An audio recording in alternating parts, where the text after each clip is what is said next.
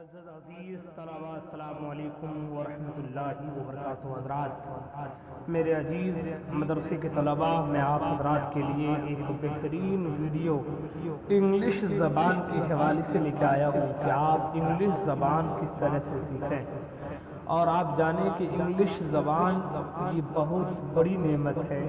English زبان سیکھنا بہت سارے کاموں میں معین ثابت ہوتا ہے، اس لیے میں انگلش زبان کے حوالے سے اور انگلش زبان میں خاص کر ٹینس کے حوالے سے کچھ بتانا چاہوں گا۔ اس سے پہلے میں آپ حضرات کے بارے میں عرض کروں کہ آپ حضرات ہمارے چینل کو سبسکرائب کریں اور بیل آئیکن کو دبائیں۔ حضرات، سب سے پہلے بتانا چاہوں گا کہ انگلش زبان یہ کیسی زبان ہے؟ یہ انٹرنیشنل لینگویج ہے۔ انگلش زبان یہ عالمی زبان ہے بھائی، جس طرح سے عربی زبان عالمی زبان ہے، اسی طرح سے اکثر ممالک میں یہ زبان بھی چلتی ہے۔ اگر آپ کو اچھی طرح سے انگلش زبان آتی ہے تو آپ صحیح سے اسلام کی تبلیغ بھی کر سکتے ہیں، فارین کنٹریز میں اسلام کے پیغامات کو انگلش زبان میں پہنچا بھی سکتے ہیں۔ آپ دیکھیں حضرت علامہ قمر زمان اعظمی صاحب بھائی اور ہمارے بہت سارے بھائی برادران آج فارین کنٹریز میں جا کر دینی خدمات انجام دے رہے ہیں۔ اسی طرح سے علامہ غلام جیلانی مرٹھی علیہ رضوان جو سیدنا سرکار حضور اعلیٰ حضرت رضی اللہ تعالی عنہ کے شاگرد تھے، انہوں نے انگلش زبان پنجاب یونیورسٹی سے سیکھی، پھر فارین کنٹریز میں جا کر پادریوں سے انگلش زبان ہی مذاکرہ کیا تو پتہ چلا انگلش زبان بہت بڑی معین ثابت ہوتی ہے۔ سب سے پہلے بتانا چاہوں گا کہ انگلش زبان سیکھنے میں سب سے زیادہ کس ضابطہ کا اہم رول ہے۔ جس طرح سے میزان وغیرہ پڑھتے ہیں کہ میزان میں جس طرح سے فعل ماضی، فعل حال، فعل مستقبل کا بہت اہم رول ہوا کرتا ہے، اسی طرح سے انگلش زبان میں اس زمانے کو ٹینس کہا جاتا ہے۔ انگلش زبان سیکھنے میں بہت ہی معین ثابت ہوتا ہے۔ انگلش زبان میں زمانے کو ٹینس کہا جاتا ہے۔ اب how many types of the tense? Tense کی کتنی قسم ہے؟ There are 3 types of the tense. Tense کی 3 قسم ہے، ذرا غور سے سنیے گا۔ ٹینس کی 3 قسم ہے۔ پہلی قسم ہے پرزینٹ ٹینس، دوسری قسم ہے پاسٹ ٹینس اور تیسری قسم ہے فیوچر ٹینس۔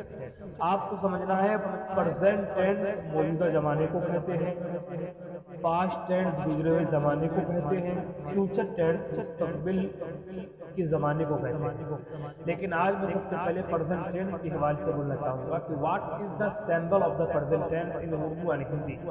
اردو اور ہندی زبان میں پرزینٹ ٹینس کی علامت کیا ہے؟ تو میرے پیارے، پرزینٹ ٹینس زمانہ موجودہ کو کہتے ہیں۔ اردو میں اس کی علامت یہ ہے کہ جملہ کے آخر میں تا ہے، تے ہے، تی ہے ہوگی۔ اگر کوئی بھی ایسا جملہ ہو جس جملہ کے آخر میں تا ہے، تے ہے، تی ہے تو آپ سمجھ لیجیے گا کہ وہ پرزینٹ انڈیفینٹ ہے۔ مثلا میں جاتا ہوں، میں کھاتا ہوں، وہ جاتی ہے، وہ جاتا ہے، ہم لوگ جاتے ہیں، ہم لوگ کھاتے ہیں۔ اگر جملہ کے آخر میں رہا ہے، رہے ہے، رہی ہے تو سمجھ لیجیے گا کہ وہ پرزینٹ انڈیفینٹ نہیں ہے بلکہ وہ پرزینٹ کنٹینیوس ہے۔ معزز عزیزان ملت اسلامیہ، لیکن پرزینٹ انڈیفینٹ کا علامت کیا ہے کہ جملے کے آخر میں تا ہے، تے ہے، تی ہے ہوگی۔ اس کو اچھی طرح سے سیکھنا آپ کے لیے ضروری ہے۔ میرے عزیز بچوں، میں آپ حضرات کی بارگاہ میں عرض کروں کہ پرزینٹ ٹینس کس کو کہا جاتا ہے؟ ارے بھائی، پرزینٹ ٹینس زمانہ موجودہ کو کہا جاتا ہے اور فیوچر ٹینس آنے والے زمانے کو کہا جاتا ہے، پاسٹ ٹینس گزرے ہوئے زمانے کو کہا جاتا ہے۔ اب رہا سوال کہ پرزینٹ ٹینس جو موجودہ زمانے کو کہا جاتا ہے تو اردو میں اس کی علامت کیا؟ تو میں نے تو ابھی بیان کیا کہ جملہ کے آخر میں تا ہے، تے ہے، تی ہے اگر ہوگی تو سمجھ لیجیے کہ پرزینٹ انڈیفینٹ ہے۔ مثلا زید جاتا ہے، زید کھاتا ہے، زید سوتا ہے، فاطمہ جاتی ہے، فاطمہ کھاتی ہے، فاطمہ سوتی ہے، ہم لوگ جاتے ہیں، ہم لوگ پڑھتے ہیں، ہم لوگ تلاوت مقدسہ کرتے ہیں، ہم لوگ نماز پڑھتے ہیں۔ اب رہا سوال اس کو بنانے کا طریقہ کیا ہے؟ تو پرزینٹ ٹینس بنانے کے 2 طریقے ہیں۔ ایک طریقہ یہ ہے کہ سبجیکٹ یعنی فاعل اگر جمع غائب ہو، جمع حاضر ہو، واحد متکلم ہو اور جمع متکلم ہو، اس کا بنانے کا طریقہ یہ ہے۔ سب سے پہلے ہم سبجیکٹ لے کے آئیں گے، سبجیکٹ کے بعد حرف 1 لے کے آئیں گے، حرف کی پہلی شکل لے کے آئیں گے، اس کے بعد آبجیکٹ لے کے آئیں گے۔ مثلا زید اینڈ بکر جاتے ہیں، زید ان بکر گو، میں جاتا ہوں آئی گو، آئی یہ واحد متکلم ہے، ہم لوگ جاتے ہیں، ہم لوگ یہ جمع متکلم ہے، تم جاتے ہو واحد حاضر ہے، تم لوگ جاتے ہو جمع حاضر ہے۔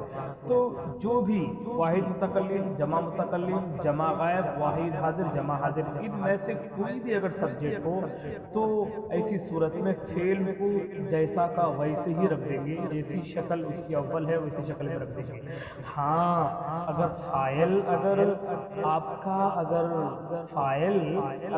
کا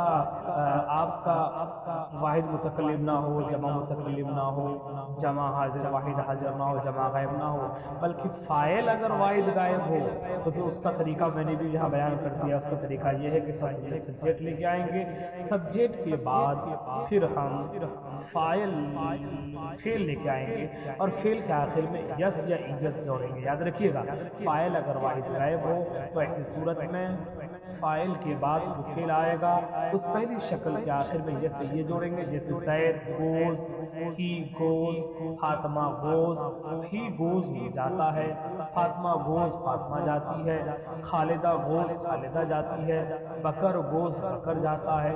حضرات اسی پر میں اکتفا کرتا ہوں، اگلی ویڈیو کا انتظار کریں۔ السلام علیکم ورحمۃ اللہ۔